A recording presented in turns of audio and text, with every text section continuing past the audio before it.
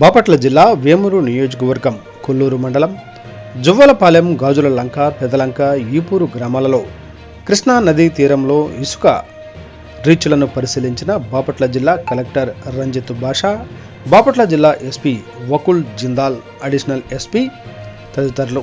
Repalle DSP, Vemuru CI, Vemuru SI, Bhattiprolu తహసీల్దార్, Repalle RDO, Bapatla district mining అధికారి Rajesh, mining RI Raju, RCA DPO Bhattiprolu మండలంలో ఓలేరు గ్రామంలో పర్యటించి ఇసుక రీచులను పరిశీలించి అక్రమంగా ఇసుక తరలిస్తే కఠిన చర్యలు తీసుకోవాలని సబ్ అధికారులకు పోలీసులు సూచించారు.